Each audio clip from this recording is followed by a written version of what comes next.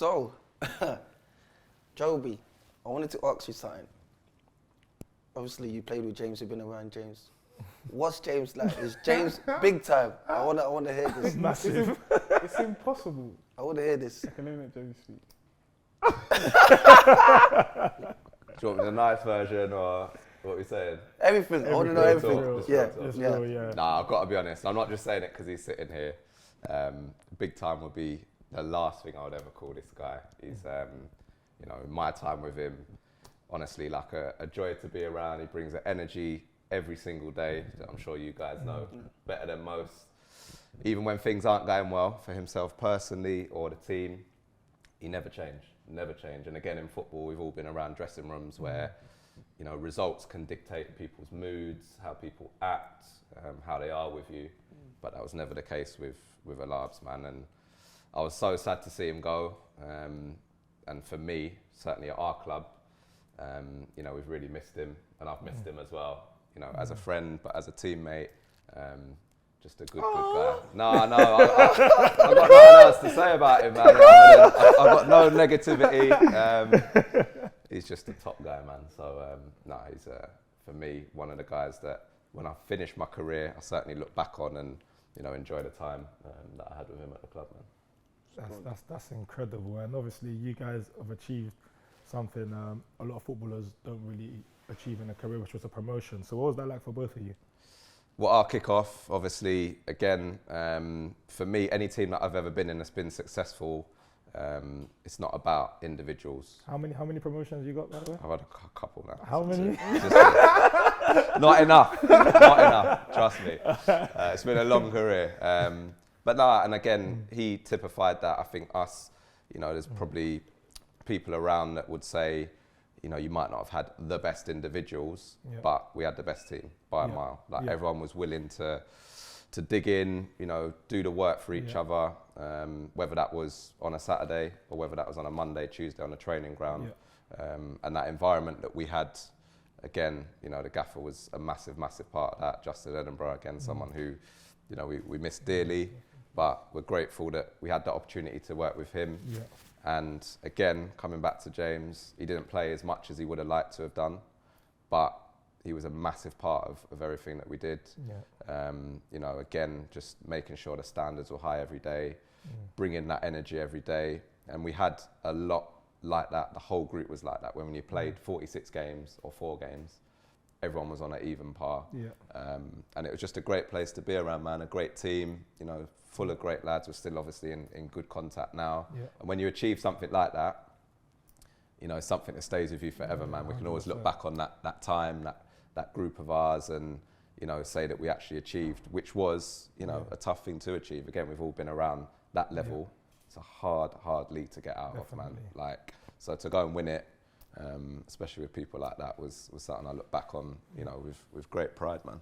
No, it was good. Like, just mirroring what Jobi said, I think it was more like we just had a good group, and like I said to what Jobi said as well, the gaffer, rest his soul, he always made sure that he picked characters before players.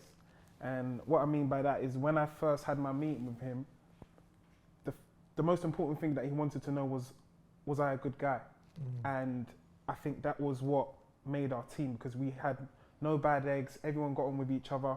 Whether we win, lose or draw, we know that like it was a family. Like literally, we're with these people every day. So it was like, whether you're in the team or not, I felt a part of it. Like I've said in previous episodes, normally when you go to a club and you're not playing, you start having not hatred, but you're just like you envy not playing, and you might not have any motivation. But literally, I loved coming into training. I loved coming to see the boys, whatever, and whenever we won on the field, I felt like I'd won. And just being how I was around the boys helped us a lot. So it was a thing where it was just enjoyable from top to bottom. I think just to jump on that one and a little bit of experience, I know we'll come on to the management side of things later, but big thing, you know, I knew, but I learned even more.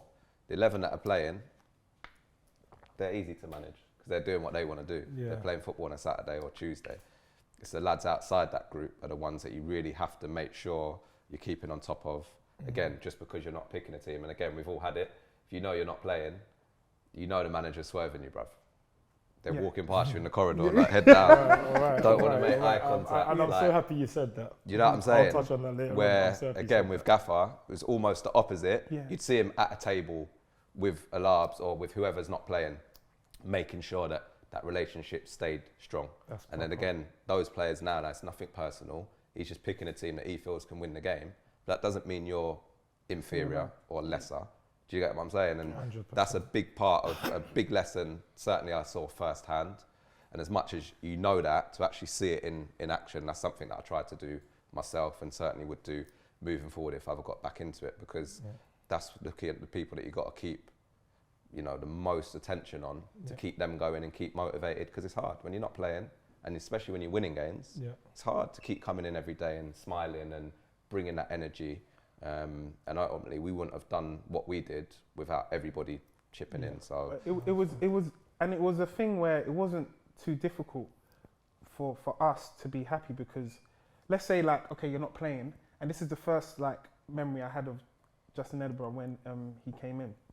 So I wasn't playing, and then I don't know if Jobi was in the canteen. We were having breakfast, and I think he clocked that I like hip hop, rap, that type of music. So, but I'm pissed at him because I'm not playing. So then he's coming to the changing room. No, he's coming to the canteen, and he's gone, yo, James, Drake, started from the bottom now. So how am I going to be mad? How am I now going to be mad? Because he's now used something to like keep me involved. Whether it's not, it doesn't have to be on the field, but when he done that, I remember saying to Marv at the time, saying, nah, this is my type of gaffer. Because he knew how to keep everyone like happy.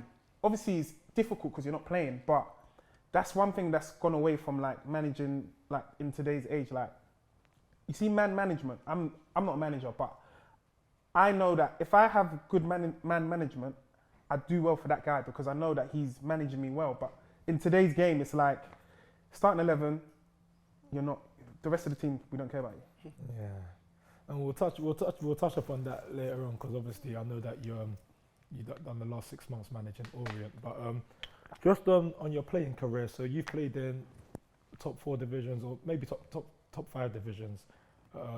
What's the difference like in terms of standard? good question. Premier League, and listen, I played there for 8 seasons. So I won't call myself a Premier League player. I didn't play long enough up there. I'm glad that I got there and I saw it and I tasted it, and you know, listen, that is there.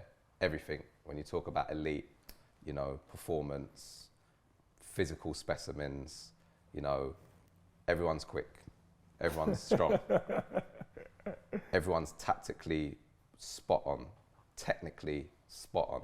So there's games where you're going out there and you're like, and again, we struggled. We were a team that obviously got promoted, and we're going to, for example, Spurs that season. And again, I'm used to getting on the ball and give me the ball, man. I go and take my fullback on, and got Carl Walker now. Can't run him, can't strengthen him. So it's like you got to try and find different ways of getting yourself in the game. And you know, he's got Aaron Lennon playing in front of him. So I'm like, the left back's literally the whole game. Like, come and help me out. Do you know what I mean? Like, and I think for me, it's a real eye opener into the real levels. And I've been asked over the years, like, oh, who's the best player you played against? And it's easy. It's easy to say all the players that we all know, the Wayne Rooneys and Ashley Coles, and you know, top players. The big thing for me was maybe some of the lesser players that you might not think is an outstanding player or is as quick as you think. Again, you see Walcott leaving people. We all know that he's the quickest thing on the pitch. Yeah. But when you see another guy that you think, oh, you know what, he's not, and then he's just blowing past you, you're like, right, this is the level. This is elite. Yeah. And I think a lot of the time, because we see so much of it, it's easy to get sidetracked with, again, Evans at Leicester. And I remember reading a stat about his top speed.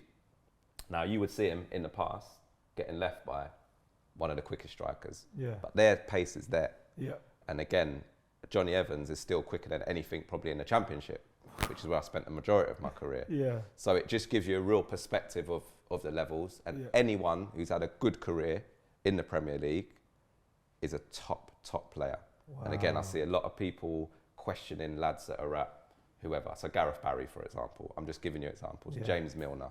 You know, I played with Michael Carrick, and he didn't get the credit he deserved throughout his career. He had a really good career, don't get me wrong. But when you play with these guys and you're like, this guy never gives the ball away. And the argument with him would be, he's too safe. Yeah. He can't hit there. Yes, he can. But his consistency in terms of his decision making, that is probably the biggest thing with the top level players. They make the right decision more times than not. And physically, they're just on another level. Okay. Again, Championship is a fantastic league. Physically, you have to be at it day in, day out. You're playing at, you know, fantastic stadiums. It's relentless. It's a real tough league. Yeah. And certainly for me, a big step up from League One, League Two. And again, as you start going down, it's just, everything just drops down a notch. So people aren't as quick, they aren't as strong. Or maybe someone's got the pace, but not necessarily the technical ability. And as you come down, it just comes down in layers, really. And again, the consistency is probably the biggest thing. And even at Championship level, you've got to be at it. Like Saturday, Tuesday. You know, you can't drop your standards because everyone else is at a very similar level. That's why the Football League's great, because anyone can win the champ, really. Anyone can get relegated. And it's similar in League One, League Two. We've seen it certainly in my year. This year with Cambridge, they weren't the best, a team full of the best players, but they're organised and they're the most consistent. So I heard they had the best player though, Wes Houlihan doing it for the old boys, repping. He was brilliant, and it's great to see again for lads that have played long, that you can do it if you look after yourself and you keep that desire, that hunger. And listen, he's had a fantastic career, but he still wants to go and be the best player at Cambridge. It's like myself. If I'm at Orient, whether I'm in the conference, League Two, League One, if I'm at Reading in the champ, I still want to be the best player. And I think that can still help you get to late 30s and play. And again, for me, I think as I've come down, again, where you need to be physically in the champ, as I've got older, I've managed to retain certainly the physical aspects of it and the ability to cover distance. And again, you know, because I've sort of come down, and then you just have to then set your mind to, with the greatest respect for players in League Two, they can't do everything that a player in a champ can do. So you can't get frustrated with that. I've seen a lot of players play at a higher level, come down, they're like, if I was in the champ, like he would be able to do, but they then end up getting frustrated with you if your demand on them is too high. And that's not to say I still want you to be the best player, Fem, that you can be, but I have to have an understanding that it might not be at the same level as at that. So again, as long as, and I think you can use that to your advantage when players then go, right, he's played in the champ for 10 years, but then he's coming down and now we're on a level and he can actually understand my strengths, my weaknesses, how do I get the best out of myself?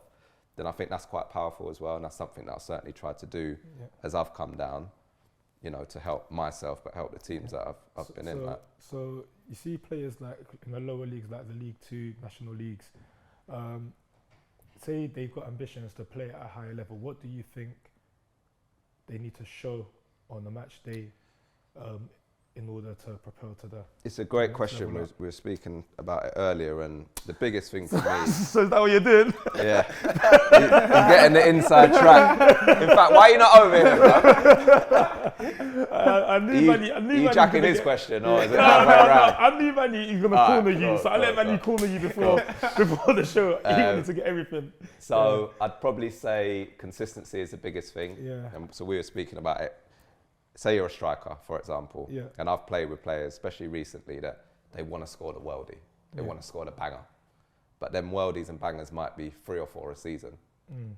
Strikers, particularly at this level, you've got to score 10, 11, 12 goals before someone even looks. Do you get what I'm saying? Like, 100%. And then it's 10, 11, 12, and it's like, you know what, I'm going to go and have a look at whoever it is. Then I'm going to start doing my work now.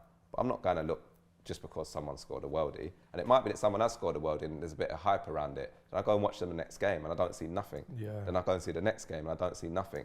If I want a goal scorer, I want you to go and bobble the ball over the net and into the net, and, you know, score your scrappy goals, because I want 15, 20, 25. That's what gets me out of a league, a striker that does that. And again, if you're a defender, it's doing the basics. It's your bread and butter. It's like, can I trust you on a Saturday? Can I trust you on a Tuesday? And that's probably been one of the hardest things at this level, managing, is the inconsistency that players do have. And a lot of that inconsistency is actually a lack of understanding of what your job is on a Saturday. Yeah. So one, it's my job as a manager to tell you what I want from you as a left back or a left wing back, what I want from you as a striker. Like, what is your job today? Then it's now I've got to try and build training, and I've got to give you the understanding of, can you actually do that for me? Yeah. And a lot of the time, I think if you give them the right direction, they can do it. But there's a lot of coaches, managers that just expect players to just go out there and do your job. And No, that's be specific. Yeah, and that's the biggest thing, because I feel like the lower you filter down in leagues, the less coaches you have around the environment. So in the National League, because it's so results driven, everybody's trying to get into the Football League. Yeah. The focus is getting a result on the weekend. The focus ain't player development. Yeah. You know what I mean? Which I've clocked onto. So me personally, I take my own time out to work on my development as a player and do position specific work. But I feel like, that's not worked on enough in the National League. So a lot of players, they just play in this league without improving, just game after game. Obviously, games are going to improve you to a certain extent, but they're just playing game without working on their development, without becoming, I don't know, say you're a fullback or whatever, and you're you're crossing. Yeah. No one's going to take you to the side and work on that with you. If you're a striker, you have to take it upon yourself to do it. You know what I mean? In the National League, and maybe League Two and 100%. I don't think that stops. Listen, the higher you go, you have more resources. Yeah. Okay, but ultimately in this game, it is about winning games of football, and that's the manager's real priority and focus. And yes, development is important, but that's where, for me, self-ownership is massive. Yeah. And again, we spoke about earlier. So I'm a right-footed player. One of my boys, Mikel Ledgerwood, I grew up with him. We've played for 3 different teams together. Still super close. We at Wimbledon back in the day. We just got a ball. Want to work on our left foot. There was no coach telling us how to kick the ball, how to strike it, where your standing foot's got to be. It's repetition. It's getting out, doing it, making it feel natural. And we just went out. We just worked. And the big thing that I say to so many lads is it's hard work. Yeah, it is. Nothing in this game, you're not getting nothing for free. But if you do the work, you give yourself that opportunity. So again, we've seen players go from the National League that are now playing in the Champ and probably on the verge of getting moved to the Premier League all within 2-3 years. But people would look at them and go, oh, how's he got that move? And I'll tell you how they got that move. They worked hard. They did the extras. They went out. They wanted to go and improve their finishing. They were pissed off when they missed chances. You know what I'm saying? 100%. And there's no secrets. My big thing, there's no secrets. There's no shortcuts. There isn't. And you might do all those things and still not get there. That's the game that we're in. But if you don't get there, I think I could have played longer in the Premier League. I thought my ability, I should have played longer in the Premier League, but I didn't. But I can sit here now, my career's finished. I did everything I could to try and make that happen. And it didn't. Yes. So I can put my head down at night. Yes. And what I see a lot of the time is players with unbelievable ability that are not willing to do the basics, not willing to do the extras, go and work hard, go and do your finishing, work on different types of finishing. Yeah. It's all, again, they might be waiting for me to come out and take a session with them. Yeah. And I ain't always got the time to do it. That's it. So where you not going to do that yourself, or again, between you two, you got enough finishing sessions in your locker that you can just, you know what I'm saying? So again, for me, the biggest thing for lads playing lower down is just work, it's learning, it's wanting to improve all the time, but also knowing and believing you can get there. Yeah. Because we've seen so many examples of players doing that. Yeah. But it's just consistent. If I'm a manager and I'm looking at someone in the conference or League Two, consistency is the biggest thing that I would be looking for. Okay. That I would then go and say, right, I'm going to go and give him an opportunity. Consistency. Jobi, I scored a banger like 2 weeks ago, then I scored the next week, then the week after that. That's consistency. This is the thing. If I was still manager, you were coming back to Orient. No, I get you. You know that, innit? Yeah, cool. Man, listen, I can keep asking questions. Nah, you know, it's me, crazy. I ain't got no issues. I just wanted to touch upon, obviously, you played ball for a very long time, like 39 years of age. Oh, Jobi, Thanks you're for 39. reminding me, bro. But that's amazing. I look at people like Zlatan, even, who was we talking about? Kevin Ellison that scored the other day in the 42 now. He's 42. Making me feel young. Yeah. That's 42. That's He's crazy. scoring in Like, the league how and did that. you manage? I think straight up is just a love for the game. I love football. I love playing football. I always have done since I was a kid. I'm going to play when I'm finished in terms of whatever it's goals, whether it's I'll find the Sunday league team. I love having a ball at my feet and playing. I think having a desire to want to do it, but also appreciation, particularly professionally. We're lucky, man. We get paid to play football. And I'll be playing football regardless whether I was getting paid or not.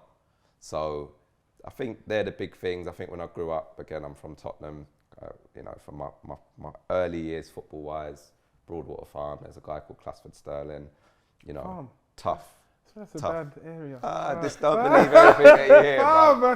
They say there's one way in, one way out. Listen, mate, and this is it. So that gave me a real good grounding in terms of what is required to, even as a kid, again, that work ethic, that hard work.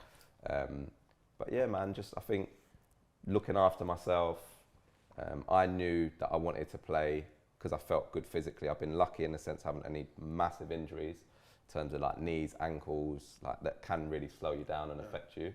And I got to a point probably when I left Reading, I was probably 32, and it was quite a tough time because I've been at a good level for a long time.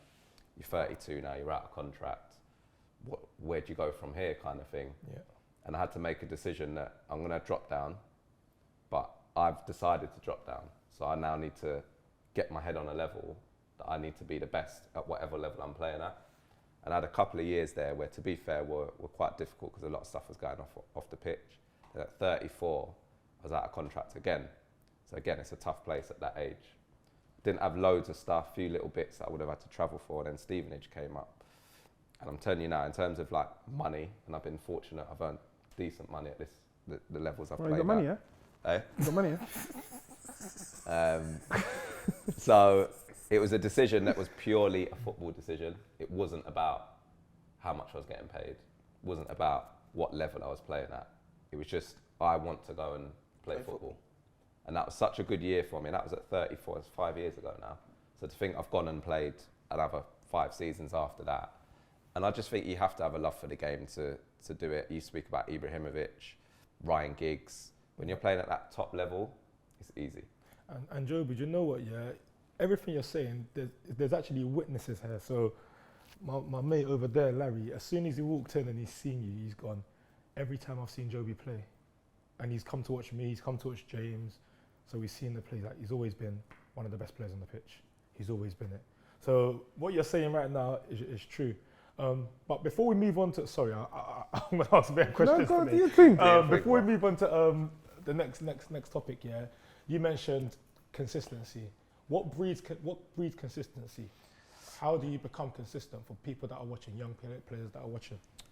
Again, good habits. So whether you're eating right, sleeping right, applying yourself to training every day. Again, I'm not a believer in half-heartedness. I think James will testify to that in terms of if I'm training, it's 100% or nothing. I expect that. Certainly that's my thing, and I expect that from anyone around me, particularly if I'm a captain of a team or a senior player. That's the demand I will put on people. I don't care about people's ability, what you can't do. What you can always do is 100%, the maximum effort. Okay. And again, if you do that, you will never go far wrong. So I think when you say about consistency, it's just doing the right things at the right times. Again, that might be not going out. And listen, I'm not going to sit here and say I never went out when I was a kid, but I chose the times. It would never come in front of my football. Yeah. And I made a decision early that everything I'd have to do, football's my priority. That's my life. Yeah. Now, anything after that, whether it's holidays, whether it's going out, whether it's cars, whether it's clothes, it would never ever come at the expense of my job. That's my job. Yes. What I see a lot now is a lot of younger kids with everything around, and I'm not sitting here saying it is easy for them. I'm glad I didn't have social media in the form that it is today, because it's very easy or hard, not to get wrapped up into that. But I didn't have that. I didn't have those distractions of, look at me, I've got this, so I want to show Medy down the road what car I'm driving or what clothes I'm wearing. Like, my focus could be on football, but it's a lot harder now for these kids because their life is social media. Yeah. Their life is Instagram, Snap, like all these other TikTok and all this sort of stuff. Yeah. So I was able to have that focus. And I think that's the biggest difficulty for kids now, maybe not having that. But yeah, just applying yourself and really prioritising. You know, I went into Spurs to do a talk. I had a friend of mine who was coaching there. So I went in to speak to the under 18s and a few of the 23s. And one of the kids asked me, like, I was quite surprised. He said, do you have to dedicate yourself to the game? I sat there for a minute and I just thought, wow. This kid's sitting here at Spurs. I don't know if anyone's been to the Tottenham training ground. This place is like Disneyland. Right? Yeah. Anything you want, you've got it. Yeah. Facilities, gym, food. They're getting served sea bass fillets for lunch, bro. Right? And I'm like, and vegetables all fresh. They're all walking in there like eyeing up the veg. Like it's restaurant quality food, bro. Yeah. That they're Gourmet. getting for lunch. Gourmet. Right? And this guy's asking me, do I have to dedicate my life to football? And he's at Spurs. So how do you think you're getting anywhere near that first team unless you do? Yeah. Football, like, it can't be everything. Yes, it can. At 18, it has to be. Otherwise, no chance. Yeah. Again, you get older, you get in a Spurs first team, you're making your money, you're establishing yourself and your career, then you might be thinking, I can go and do this and that. I'm not one to say football should be absolutely all-consuming and take your life over. There has to be a balance. Yeah. But certainly for younger kids, trying to make it in the game, absolutely, football has to be number one when you wake up and when you go to sleep, to have any chance. And if it ain't, there's no point even bothering going through the hardships that there is in the game, because it ain't an easy business, man. What do you think they could be put in place to like make these kids understand that, listen, you have to have consistency, you have to have that drive to want to be a footballer? You know what, it's really hard because I've spoken a lot about this with people that are working in academies, you know, about probably giving kids too much too soon. I think that's the biggest obstacle and hurdle that these kids have got. That might be financial. Again, it might be facilities. It might be tracksuits, boots, like Sponsorship deals. Sponsorship deals. These kids are walking around like they're footballers at 14, 15, even younger now. You look at some of these academy kids, bro, like 9, 10, 11, 12. Oh yeah, just signing day for Arsenal. Like, remember I signed my pro at my yard, bruv. Like the guy come, I was buzzing. Like I didn't need to sit at the club and do all this unveiling and all this. My thing was I want to be a professional footballer. Like, That's crazy. give me the contract. I'll sign it in the back of. We signed schoolboy forms in the flipping back of a car, bruv. Like now I'm seeing an under 12 get a contract, and it's like, That's crazy, you know. and I just think they're setting a lot of the kids up not to fail. No, I know exactly what you mean. But they're almost creating this myth of you're a footballer before you're actually a footballer. Yeah. You ain't played a game, mate. That's it. And again, 23s for me is another extension of that, where it's almost delaying, what's your path here? Because if it ain't at Spurs at 21, it ain't going to be at Spurs at 28. I can tell you that now. Yeah. So how quick can you get into an environment that's real for you? But again, the clubs, it's their own individual, you know, and again, having been in at Spurs, you know, they're very good in terms of getting that balance between, look, we're giving them all the facilities, but there still needs to be a realness to the work we're doing, you know, everything that comes around it. How the different academies, and they're scared. They don't want to lose out on players because football's a business now.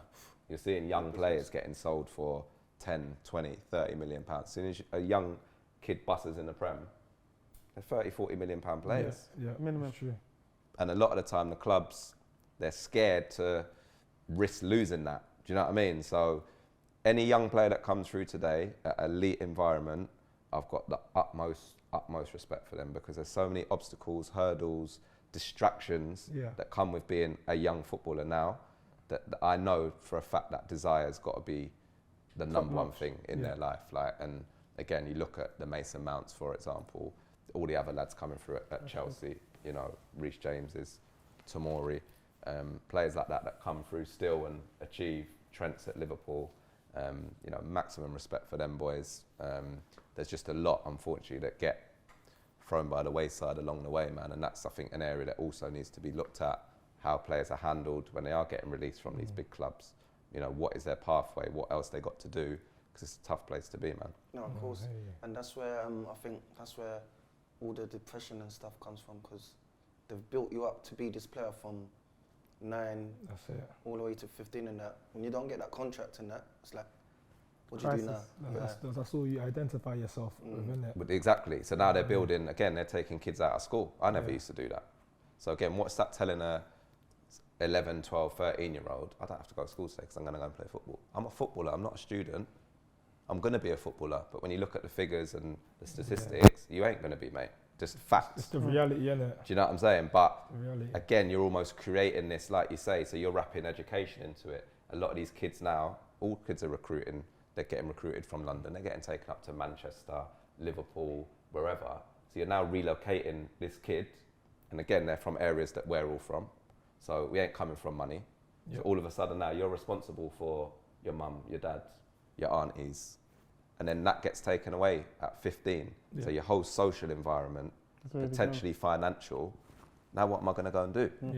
You get me? And it's like, it's a lot of pressure on the kids. And I would like to see that somehow alleviated and taken away so the kids could then worry about it. And the other big thing was that I never played football properly till, when I say properly, like in an academy, probably 14, maybe 13, 14, when I'd go and do a bit of training in the evenings. Like, you've got 6-year-olds going to do evening sessions now, That's crazy. 2-3 times a week. Oh, do you know what's even more crazy? Parents, it's a full-time job for parents and that now. Well, there you go.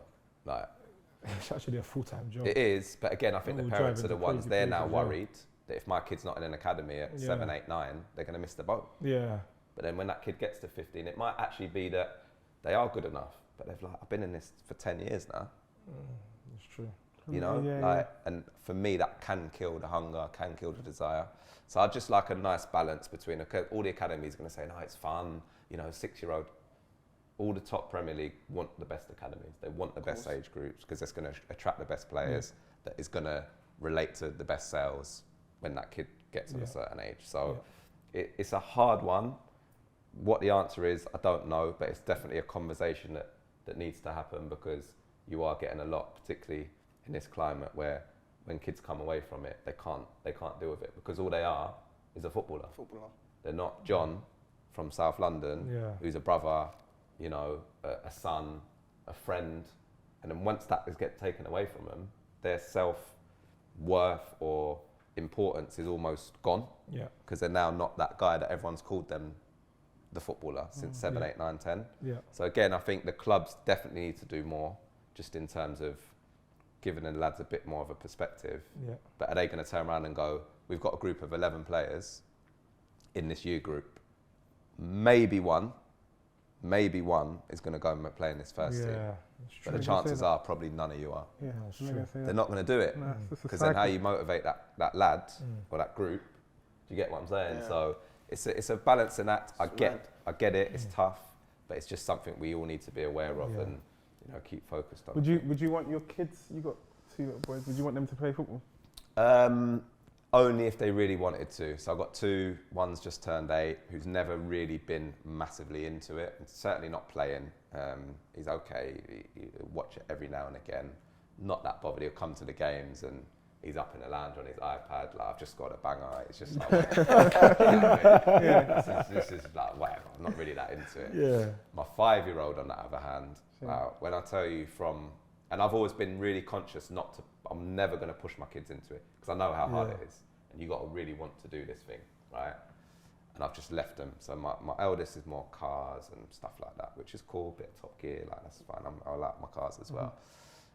Jalen, my youngest now, he is, when I tell you from the minute he could walk, if I show you like some of these videos, I found one the other day, we're going through all the old, he's in Portugal, he was probably not even 2.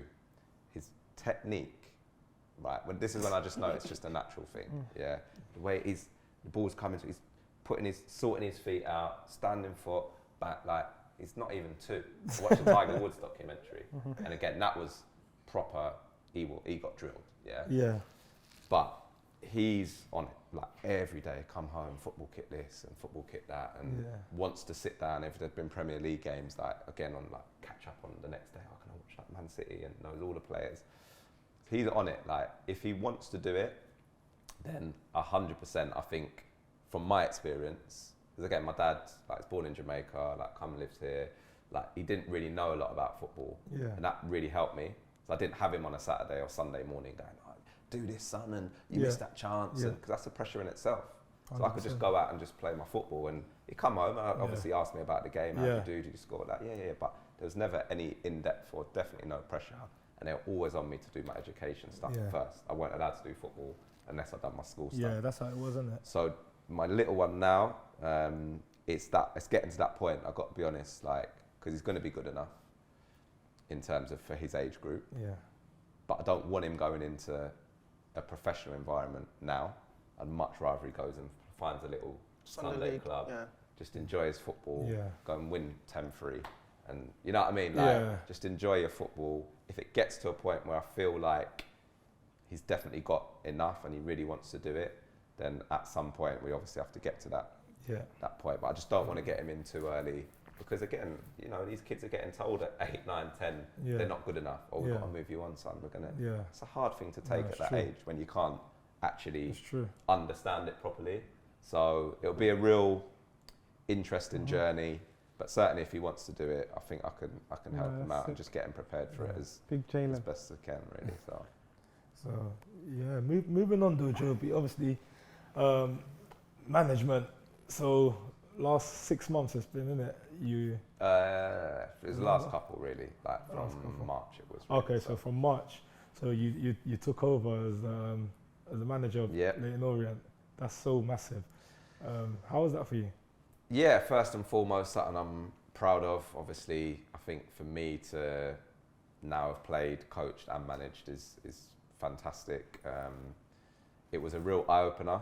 There's bits of it that I absolutely loved that I think I knew I would, because again, when you're in the game as long as this, you got an idea of how you think you can win a game of football, how you can, you know, organise a dressing room, you know, prepare a team to go win a game. That's what every time I go out there, again, whatever level, that's the most important thing, is winning games of football. So it's finding that way to do it, which has been great. The boys generally were really good, responded really well. We had some wicked results. So it's given me a taste. It's definitely something that I feel I can do, and I'd be very, very confident in the future moving into it if another good opportunity came about. Yeah. I think the biggest thing it's given me is an insight that you can only have as a manager. Now, as I've got older, I try and look at things more from a manager's perspective. So when you're younger, it's like, why am I not playing? Like, why is he playing in front So of me? you basically Like, prepped your mind already. tried as to, you done my got older. coaching I was just courses. about that would lead me to my next question. Was your transition like? Yeah, Yeah. and just getting prepared as you possibly can, Yeah. watching how managers do things, Yeah. again, tapping into the good ones and the ones. What am I going to take? What am I not going to take? Because it's important. Yeah, You get what I'm saying? No, Like, it's true. and then you try and add your little twist to it. So again, the man management side of it Yeah. is something I'd be massive on. And it takes a lot to give people your time, especially when you've got everybody's time to deal with. Yeah. So that's probably been the biggest thing. Instead of going and thinking, what am I doing today? Again, even as a coach, you know, you're organising a session potentially, where this is, you're prepping a team, your own team, you're analysing the opposition. You know, you've got to deal with people's football problems, personal problems. But I would want to be that manager that you have to give yourself. You have to take the time. There's times I've been there till all hours of the day. Yeah. But I feel like when I come away from there, I've done everything I possibly could that day to be successful. Yeah. But it is non-stop. There's days where, I can imagine. listen, my big thing always was I'm not leaving that training ground till I know the next day or the next game is sorted out. I don't want to be coming in the morning, I'm chasing myself. And so if that means we're in till 5:30, 6 o'clock, so be it. Not a problem. Yeah. At the same time, there's days where we're done at 2:30, we're all prepped, we're ready, might be the day before a game. Get off, I've got kids, Yeah. my coaches have got kids. Like, so my big thing was, as long as I'm prepped, organised, I can go home, see my family, relax. Yeah. I heard you can't even enjoy victories. There's no like, switching off. Yeah, you Like, can't even enjoy it is victories like that. constant. You're on to the next. I'm home, I might have my team sorted for Saturday, and I'm thinking, is that the right decision? Was he good today in training? I might have seen something I didn't like in training, maybe an attitude, or he missed a couple of chances, and then you're now thinking, is that the right one for Saturday? You know, and you literally get home and it's just constant. I found myself waking up. So again, because of all the games, you know, you're going to bed thinking about football and waking up thinking about football. Sunday morning, so we're doing an analysis on the previous probably 3 or 4 games, probably in the games that we've played against whoever we're playing against.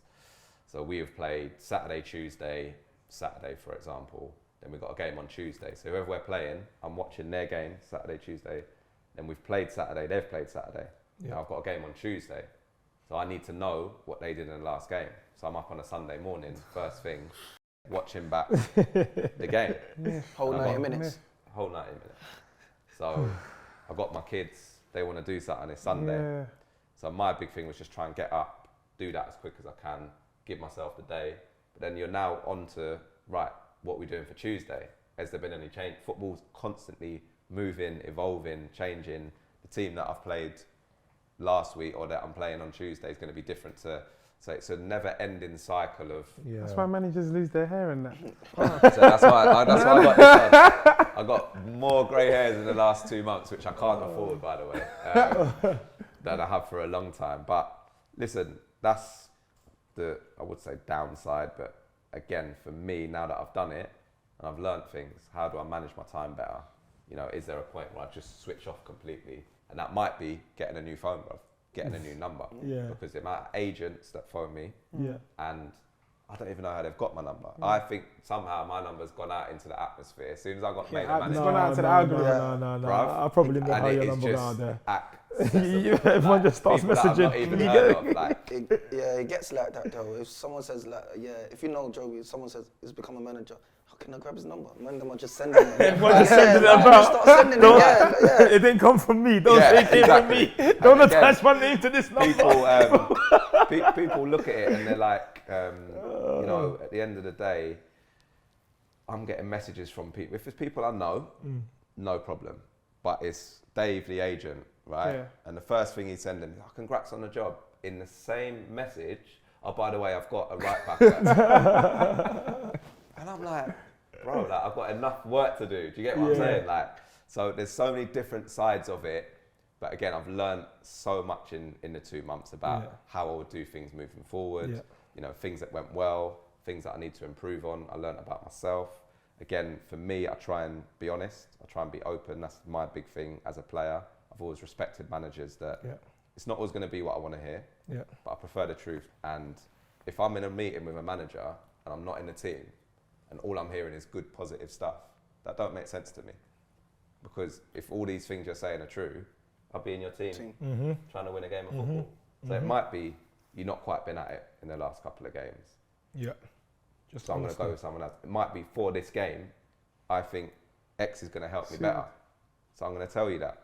So you now have to deal with that. I'm giving you the respect to give you. I will always pull a player if he's been in a team before I put a new team up and let you know you're not going to be playing. I feel like that's what a lot of players want, especially us as a player. We just want a manager that's honest, don't we? Yeah. Like, what would you guys want from a manager? Same thing. I've been in like in early mornings before training. You go and speak to a manager, like you said, they're giving you something totally different. Like you said, if I'm doing so well, put me in the team. But you know, it's just trying to say things to keep you happy, so you can go back in the change room. We've all been there. You see when like things are not going well, and I'll be sitting down with you lot, and you lot be saying, "Meds, you gonna go and see him?" I'll be like, "Yeah, man." You know, everyone's been there. Yeah, of course I'm gonna go and see him. You go and see him now. It's just telling you what you want to hear. Then you be like, "Alright, cool." Give it a couple more, like 1 more week or something. Then it gets to that time when you think, "No, like you had enough." You tell him how you feel, so he knows now. Yeah. Yeah, no. And again, for me, that's a healthy. I've had that. I've had it in the 2 months I was there, and this is with lads that I've played with, that I was still playing with. But I want you to be open. If there's something wrong, because I feel once you get that off your chest, and again, we've all been there when you got to go and see a gaffer, and you need to just unload. And at least you're coming out there thinking, at least he knows how I feel. Yeah. And I need to know that. I have to know that, so I know you might have come in a bit moody today, a bit grumpy. And again, they're all things, body language. Again, greeting people every day, you get a good vibe from people. It might just be a little fist pump, like, and then someone's giving you one of them ones, like, So straight away, I know it's off. He's off. So that's me now. So I've seen that.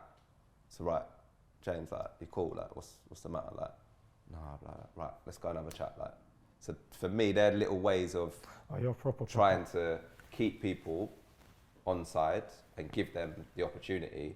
And it's interesting you say about players wanting honesty. I say yeah, Yeah, most of them don't. but there's a lot of players That don't. you tell them the truth, and all of a sudden, it's my problem. It's not their problem. They're not doing what I'm telling them they're doing. Yeah. And I'm thinking, well, hang on a minute. I'm watching you every day, bruv. So I'm telling you, yeah, but it's and it's a real interesting. Yeah. But again, for me, they're not the ones that I would want to be around. Yeah, 100%. You know? I feel like, Jobi, I feel like as I got older, I realised a lot of players, they don't know how to take accountability. So it's always some other reason. Someone else. It's never them. Right. You ask people why I'm playing, and we got like in our little camp, we got a thing where we say football's a disease. Like it makes people think different. Oh, it's politics. Yeah. Oh, it's the manager. Yeah. Oh, it's something. because the captain's the gaffer's Yeah. friend. There you go. That's because take accountability. Make your thing undeniable. I've had people, again, lads that I know, oh, he's only playing because he's this. Or I said, I'm the manager. Yeah. I'm picking a team. So the fact you're not in the team, it's not to do with him or him. I'm picking a team. Yeah. And I'm actually telling you, you're not in the team. Yeah. And it's because of X or Y. No, it's So true. don't come out of here thinking it's any other reason It's true. other than you're not doing your job. Because that's It's the only true. reason you're really not in the team. It's true. Do you get what I'm saying? Yeah, 100%. And you know what, Jobi, I'm going to tell you a quick story. So there was last summer, lockdown. Obviously it was lockdown, but we were still finding a way to play football. Yeah. So we all went to play football. And we finished playing football. Everyone's tired. I even had my thing on playing football, and I think it was like, I clocked like 8K. So I've looked at it thinking, I'm just kicking with a man them. How have I clocked 8K just kicking with a man them? So we're all sitting down on the floor tired. So I've gone to all the boys like, look, we're out here working. Like, so let's not do this in vain. Let's make sure whatever happens, we go back to our football clubs and we play. Because this is a waste of time. We're not going to go and do it in work environment, innit? But there was players there, I'm not going to name no names, but they were already preempting politics. Yeah. Like, Before it's even happened. pre-season hasn't even started. Yes. Yeah, they were saying. And that, you're but you don't, football's politics, so we're going to go back, we're going to do our thing, but I'm so confused, and I'm just like, Yeah. and no disrespect, but it went, the players that complained that day about politics, it was a testament in how the season went that year, do you know what I mean? And it's like, if you go already into football with that mindset, 100%. you have no chance. So again, that's Zero chance. That's a great point, and again, something I knew again before I went into it. But my big thing, if you're not in the team, there's a reason why you're not in the team. There's always a reason. Yeah. Don't give the manager more of a reason not to put you back in. So that's by being around the training ground, being a drainer, a negative energy around the camp, not actually training well, because ultimately that's what's going to get you back in. And this is where a lot of lads, I can't get my head around it. I've been out of the team in most of my clubs that I've played at for whatever reason. And always in my head, I'm like, right, I'm going to make it as hard as I can for this gaffer to keep ignoring me. But that's not one training session or two training sessions. That might be 2 weeks or 1 month, and then I can go and bang his door down and say, listen, now you're taking the mick because you're telling me I've got to do this, I'm doing it. You're telling me I've got to be a good lad, I'm a good lad. You're telling me I've got to be the best in training, I'm the best in training. And I'm telling you now, eventually, a manager can't ignore that. But the more you're going in and you're not doing what you're supposed to be doing, then it gives me, actually, I see lads that are not playing, they're tossing training up. Yeah. And I'm like, saves me a conversation. Yeah. And if you ever want to come and see me, it's exactly what I'm going to tell you. Because everything's filmed now. I'll show you the footage, bro. You're holding on, I'm telling man, you're holding on to the ball too long. Yeah. You need to pop it off. Yeah. Or you're not running enough. Yeah. Oh, yeah, but, right, let me go and get the video. Yeah. And I'll sit down and I will show you why you're not in the team. There's no hiding place these days. Yeah, that's true. But yet there's a lot of lads there that don't get that. Yeah. And they're still thinking they're doing enough and they're not. Like, That's true. so, you know, it's a great point. Again, my big for any player who's not in a team, just don't give your manager more of an excuse not to put you back in, man. Yeah, right. That was literally what happened when we went to Marbella, and I said it in another episode where they said I'm on the transfer list. But I said in pre-season, like I said it to Fem and Manny and that, I said, listen, I can go and sign for people in the conference, whatever, but before I go, I need to show them that I can play. And that was literally it. I came back and they had signed like 4 strikers. But when I'm playing, I'm training, you couldn't ignore how good I was doing. You couldn't. To get to a point where the manager now said, okay, you know what? We have to take you off the transfer You list. change your manager's mind. No one else. Yeah. And not that was the not whole what anyone point. else was saying. It's what you were doing on a day-to-day basis. Yeah. And again, for me, sat here, I've managed. I can't ignore that. I just can't. And I can't keep playing the same brother that ain't doing the work that you're doing consistently day in, day out. Because then how does that affect the rest of the squad? Exactly. If my principles are hard work, putting in a shift, doing X and Y, and I've got a player doing that and I'm not now playing him, what does that say to the other 23? Yeah. Do you get what I'm saying? It's true. So again, we're coming back to Alab's, but that was a prime example of that. But it's only you that can do that. Your mate can't do it for you. Or, do you know what I'm saying? Like your agent telling the manager, player, no, you made that decision by your actions. So It's true. again, that would be the biggest advice I would give It's to true. anyone who's not in a team or trying to get in the team, really. And I feel like James, your resilience is unrivaled because you've been in that situation a couple times, you know what I mean? And you come out swinging every time. And look at this season, for example, you know what I mean?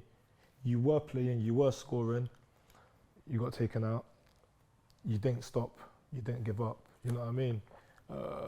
And now we're coming to the end of the season, you're flying, you're the bee's knees right now, you know. Yeah, I scored a banger. So credit to that. But I want to ask you a question, James, because obviously, for me, I don't know if you know this already, I'm chewing your ear off because it's an honor you being here, you know what I mean, honestly. But obviously I know that you're a leader, which I want to quickly touch into, and in the change room as a player, you was admired by everyone, and James spoke highly of you from the first moment he met you. But James, what influence did Jobi have on you? How did you see him? The influence was at first, obviously, because it's Jobi McAnuff and everyone talks about Premier League and whatnot. But just how he is as a character was just so big for me. Because for me, I don't look at the football side of things. Because people that play football in a professional environment, you've got something already. So I don't want to judge you on. I never say this player is bad or this player is whatever. Like, it's football, innit? Like, you can have a good day, you can have a bad day. So like, character base is what I look at.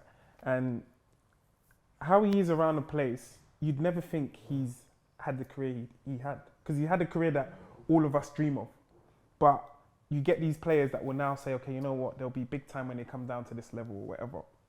And he was just a leader. And how he went about his work every single day was just crazy to me. Because I'm thinking to myself, like, as a young player, or younger at the time, I'm thinking, listen, I've played at this level, I'm here now, chill. And that's how most players would think. They're at a lower level, they're thinking, okay, you know what, let me just chill, let me just relax. But him, it was literally like, on time, eat the right things, have fun, and be that leader around us. So I felt like, when we was on a pitch, if we didn't have Jobi on the pitch, that's peak.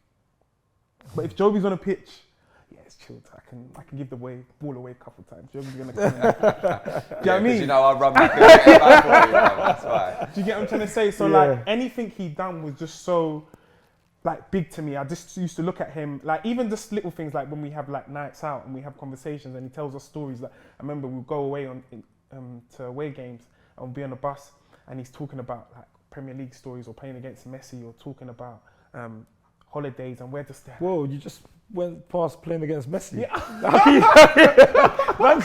You can't just go past like that. No. There's so many- No. We gotta go back to that one. We gotta go back to that Messi. Jobi. Messi. He just tried to drop it in there. Yeah. We're going to have a whole 20 minutes on that. What time is that section? Cool. But so it was literally like it'll be me, Josh, Marv, like all the younger players will be at the back of the bus just like looking at each other, like, just listening to the story. So it was just like, I could sit here and talk about so many things, but just him as a human being. And that's why, like, he's here now. Even like us not being at the same team. Like we were speaking the other day, and Jobi said to sent me a message saying that like he's just so thankful that he's got a brother and a friend for life, and I'm just so grateful that I've met someone like that, because this goes beyond football now. It's not just something where we have to be at the same team to speak to each other. Like even when I left, I went on loan to Eastleigh. When I left to Bromley, like I'm close with his family. Like his family has welcomed me in as well. So it's a case of like they're just amazing. He's my son's favourite. He's the only one actually that I will allow my son to love more than me when it comes to football. Like all he was ever interested in is, oh, is James Alabi playing? Is James Alabi playing? Loves him to bits. I show him all his goals, like, and he just loves him to bits, my little boy. So, but again, that's because he's been great. But again, coming back to the point Medy made earlier about what keeps me going, what drives me, and being around good groups, like young players that are hungry, they want to learn. You know, they want to ask the right questions in terms of what was that like, or just, I love that. I love it. Like, I've got all the time in the world because I had it when I was coming up. I had some wicked senior pros when I was at Wimbledon. And again, you know, this is obviously a time at the moment we've had a lot of talk about racism, inequality, you know, and again, coming from where we're coming from, I was lucky. I come through at Wimbledon where I had a lot of black senior role models. And that's not to say they were the only ones that helped me. Gareth Ainsworth, Neil Ardley, Kenny Cunningham, who was my captain, as white guys, fantastic. Can't speak highly enough of them. But seeing a black man, Robbie Earl, as a captain, Carl Leaburn as a leader in that dressing room, seeing Jason Yule leave, Carl Court getting sold for £5 million. So for me as a young boy coming from the area I came through, to see prominent black players was massive for me. And I did chew their ears off. I did want to know how you got to here, how do you stay there, how do you handle being in this situation, which ain't always easy, learning how to adapt to mixing with different types and different people, and it's part of your progress, it's part of your support. So for me, that's been a massive, massive thing. I'd like to think there are many other players that have gone on to have good careers that, you know, they would say that along the way, I've given them a little bit of help, a little bit of advice, There's one right here. become close with them. And again, that's one big, big thing for me that's really kept me going over the last few years, just having people like that. And me, I still get inspired. Like we speak about Marv, you know, Ep2, again, good Tottenham boy. But his journey, the struggles he's had to come through, going from, you know, a professional environment, dropping down, then that desire to come back. And I was sitting on a bus at, probably would have been 37, and I'm inspired by a young boy who's got that desire, that hunger. He don't want to go back to, he was packing windows in boxes, bro. Yeah. Oh yeah, I remember when he told that My story. story's crazy. Right? And going to training at night, getting up in the morning to go and do his early shift so he could leave early to go and play a game. Like, and you want to talk, people want to talk about Premier League and Championship. That's easy work, bro.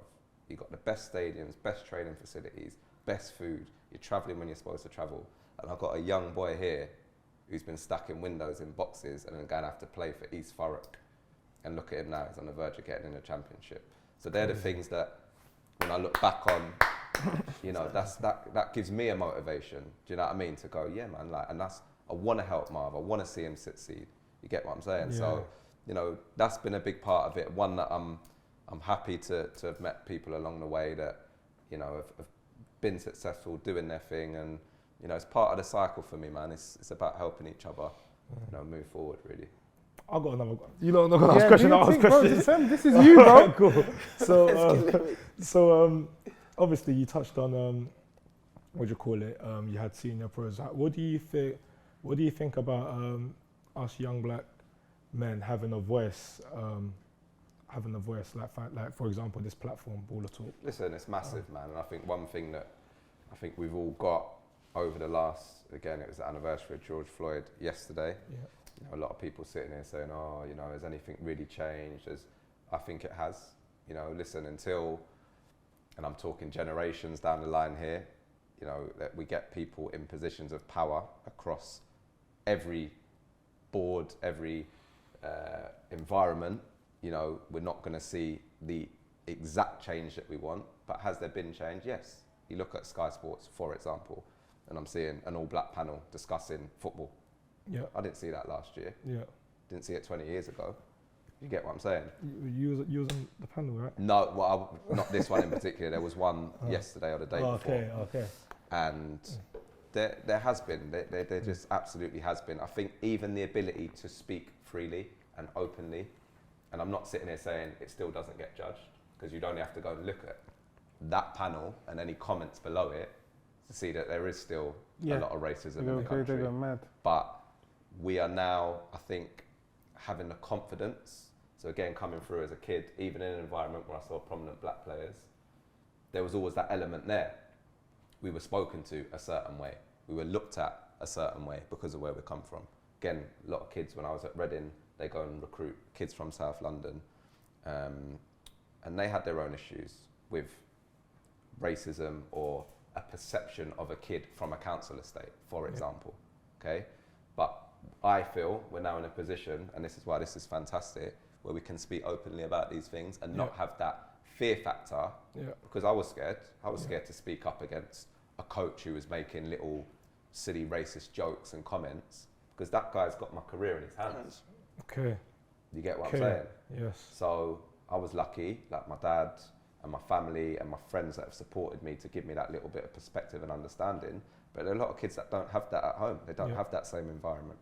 So how do they deal with that? And by seeing prominent black people sitting down, having a conversation and being open about these things and saying, look, there are still massive issues. Of course there are. There are still hurdles that we need to overcome. But by talking, by putting it out in the open, it's certainly helping, and we're making steps in the right direction. So listen, I'm all for it. I think, again, like he would have said, there's a time and a place for everything. So we'll have a laugh, we'll have a joke, but then we can still be serious. We can talk about serious matters, things that are important to us. And again, we need to keep doing it. There's a lot of talk about taking the knee and, you know, all that sort of stuff. And it's lost its effect. All right, maybe so. But again, in the years gone by, how quick do we see a month's worth of backlash? Oh, that's terrible. That shouldn't have happened. Then the next month, it's done. No one's even talking about it. So even by the fact people are still taking a knee, or were, it keeps the conversation alive. Okay, now it's up to us to take that conversation on and not be scared to have it with someone. The next time I'm in an environment or I see a youth team player that comes to me and says, which has happened, oh, he said something about me and my mum being from a council estate. Right, who said it? You get what I'm saying? Right, I'm gonna go and make sure that's spoken about. Forget him thinking, nah. So again, as me, as in my role at the time, I've got that authority, I've got that power to go, listen, come with me, and it empowers him. So again, he knows now he can't say that again. I get you. Because it's going to get pulled up. I get you. So they're all the things that we can do, and I think the younger kids now are feeling empowered, and it's for them. You get me? I'm 39. I've had my time in the game in terms of playing, and I've had to deal with a lot of stuff like we all have. But the next generation's coming through. I don't want another kid in the youth team having to deal with that nonsense when he's trying to have a career in football. And I think that's where, hopefully, by being open, by talking, again, a young black boy seeing, oh, you know, I might be able to reach out. Do you get what I'm saying? Like, because they spoke about what I've gone through, and just knowing that you're not the only one. So again, I come through a big group of us, sort of North London based, some from South, but 6, 7 black boys in this sort of age group. So imagine being up the road somewhere and you're one black boy in a team full of 10 other white boys, and you're getting this stuff. Who do you turn to? Who do you speak to? You ain't got no black coaches. You ain't got no. Do you get what I'm saying? You're away from home. So hopefully, by being visible, putting ourselves out there, it helps the next generation coming through. And you know, we got to just keep going, keep spreading, keep being positive. And I think things will gradually start moving. It's not going to happen overnight, but you know, it's forward progression, man. Fem mentioned using Skysports. So what's better, Jobi? Skysports or Baller Talk? Talk to me. I need to hear this one. Well, first and foremost, it depends if I'm getting paid for this or not. Nah, Jobi, relax. And I'll let you know, man. We negotiate some money. The money's good by the end of the day. Nah, the money's there, man. I know Skysports, you got to wear your suit and that. Look, you're Got so a relaxed bit more today, man. comfy, You just wear you just wear some baller clothes, man. Yeah, no, I will do. I just need some supplies, bro. Yeah, no, I'm we're hearing patting that, obviously the younger guys, I'm hearing drip and all this talk. Like obviously the Rah. words change in my head. It's like swag and all this kind of stuff. You get what I'm saying? But nah, today's nice and cool. It's nice and relaxed. That's good. I don't have a preference, man. But work's work. I got bills to pay, bro.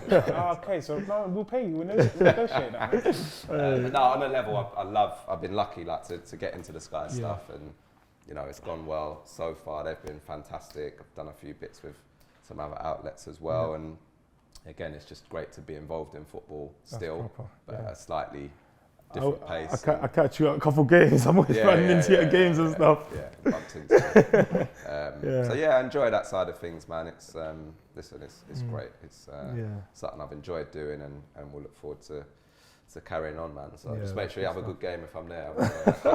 I've been trying to play good against you, Jobi. I'm waiting for you to be like, yeah, Femi, I want you to come. I've been waiting for so long. I don't think you understand. Every time I see Joe, I'm like, Joe, what's going on? Is today going to be the day? Is today going to be the day? And he'll message me after saying, yeah, I saw Jobi today. Hopefully. I'll be like, you know how big you all up, mate. Yeah. But have a good game. No, Again, it's 100%. funny. Again, Manny's got all the insights. Like, I was having a conversation with him about sometimes you're on these shows and listen, you got a job to do. Yeah, I've got to break goals down. I've got to break good things down, whatever. And my thing with that is there's a lot of people that have never played the game that are watching this. So I want to try and give them a player's insight into what's happened here. Yeah. So I remember doing a bit with a lad, I won't name who it is because he was a bit touchy at the time, but you'll know who it is. So he was marking Mitrovic, just switched off. Mitrovic gets in behind him, scores a goal, okay?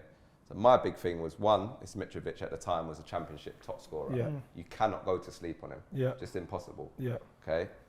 And he just switched off. So I've given it, listen, this is very unlike him, but he's just switched off for half a second against the top players. You can't afford to do that. Yeah. Ball comes in, Mitrovic jumps behind him, boom, scores, yeah. I get a message from the guy after the game. He's like, oh, how you like gonna go and like expose me like that?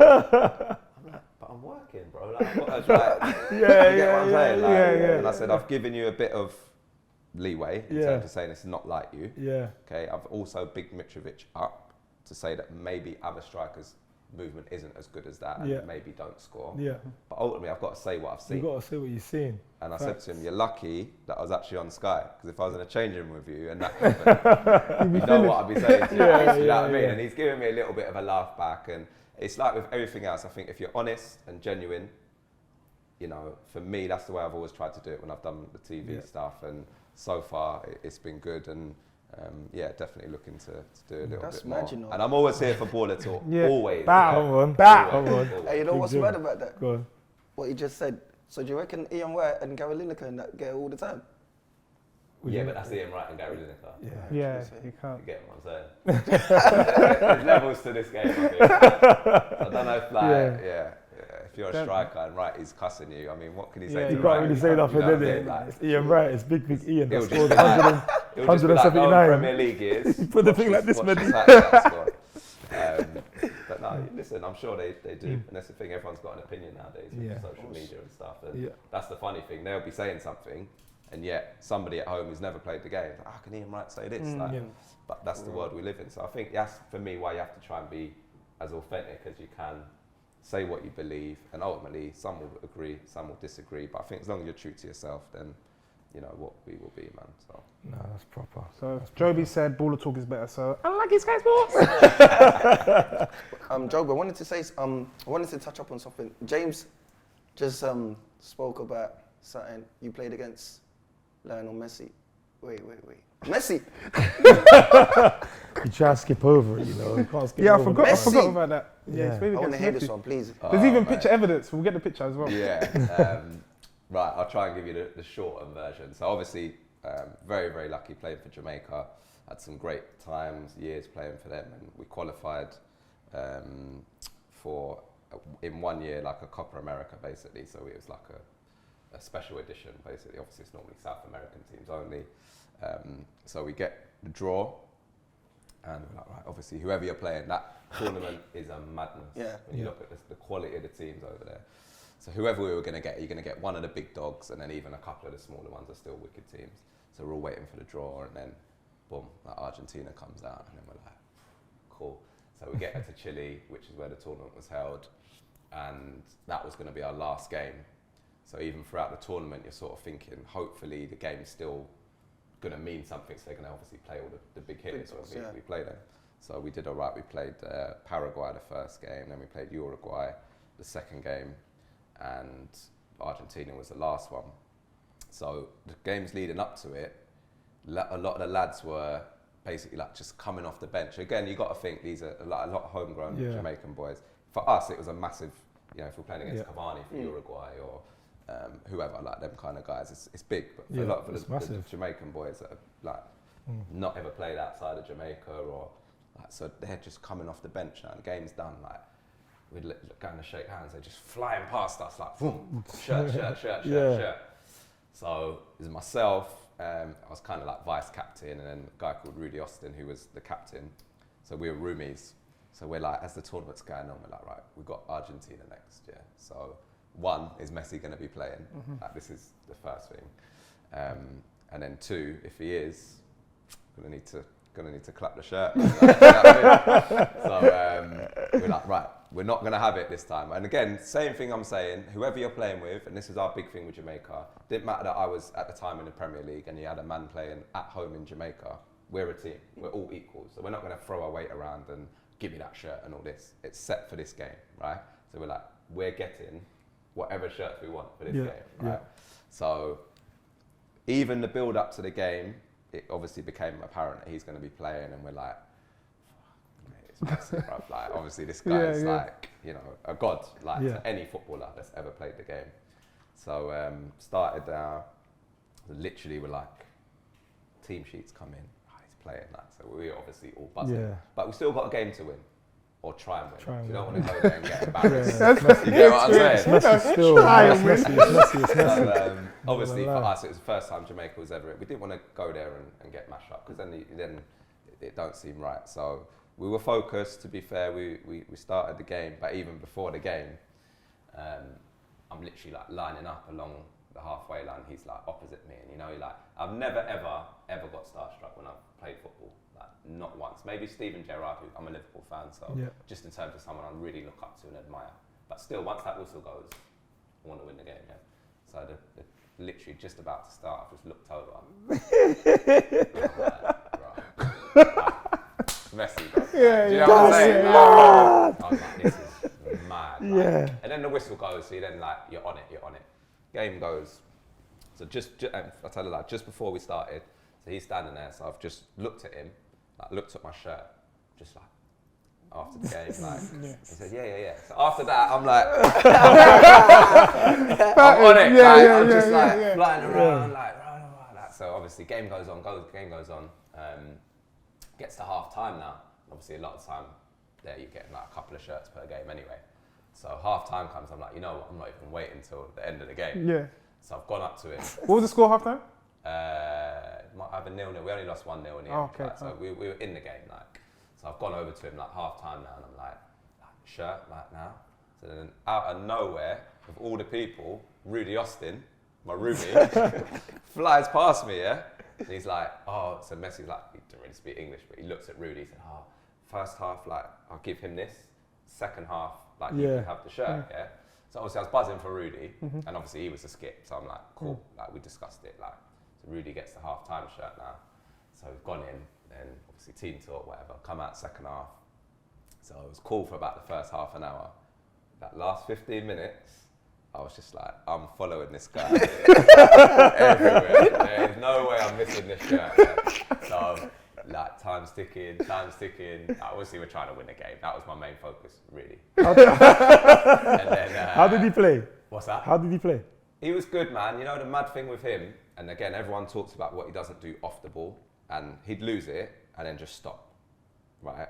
He ain't tracking back, and then you got world-class players like Mascherano, like all the rest of them, Di Maria was playing, Higuain, they're all like, let's win the ball back for him. Where is he? They literally get the ball back. And just look for where he is. Where is he? Like, there you go and win us the game. So it's a different kind of pressure. A lot of people say, he's got a free role, he does what he wants. The pressure for him to produce. Yeah. And the thing is, we're doing our prep. Who are we trying to stop? Obviously him. Yeah, of course. And look, they've got other players, so you can't be saying that no one else can hurt you. But you got to think this is happening to this guy every single game he gets out of it. Let's try and stop Messi. Let's try. But his goals, assists, that's the greatness of the man. Okay, I get it now. And for him to actually then have to go and break down a team, a lot of the time by himself, that's why they've never really succeeded, Argentina. I saw it myself. Yeah. And I'm like, you've got world-class players, like, and they're literally just like, where is he? Like, so anyway, a lot of pressure on him. He played well, but we did a good job on him. So anyway, time's ticking. Like, ref, like, what we got? So like last few minutes and that. So now I'm like, right, I'm touch tight. Like, this guy, I don't care where he is. I'm leaving my position. Like, if you're like right back today, you got to do your job. Like, I ain't tracking back that. So whistle goes now. So I'm like, right. So I'm right near him. So I go up to him and I'm like, shirt. He says, yeah. Like in the tunnel. So I said, all right, cool. Like, but now I'm like, come on, man. Like, just get it off, bro. Like, I'm like looking around now. And I see everyone else start like peeling off their shirts. So I was like, nah, forget this, man. So I've gone back up to him. I was like, oh, look, everyone else is like, taking their shirts off and that. He's like, okay. Like, so he's like, takes his shirt off now. And I'm like, bro, I want to get Messi's shirt back.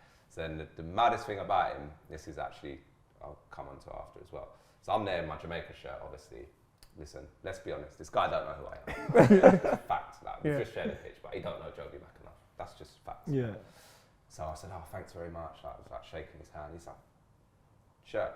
And I was like, nah, like, totally silly. Like, he's like, no, like, I'll take it. Like, so like, just like little things like that. So what you're telling me right now? I'm not saying Messi wanted my shirt. No. What you're telling me right? Where it is now, I do not know.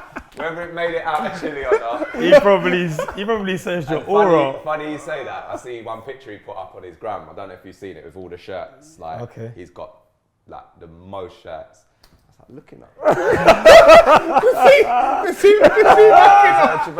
Oh my days! He didn't make it, but still, he took it. Right? So then we went off after the pitch. Obviously, I was like gassed. Like, I've got Messi's shirt. It was his 100th game for Argentina. So Rudy got one, then we got back to the changing room. I'm telling you now, there was a queue of Jamaican players, staff, everything, waiting for him outside the changing room. Wow. Man just took his time, signed every autograph, shaking hands, pictures, like class. You know, when you're just like, he did not have to do that. And they're the little things for me that just set him apart. That for me, again, yes, he's a great footballer, but we come back to people as people and just respect that you can show to people.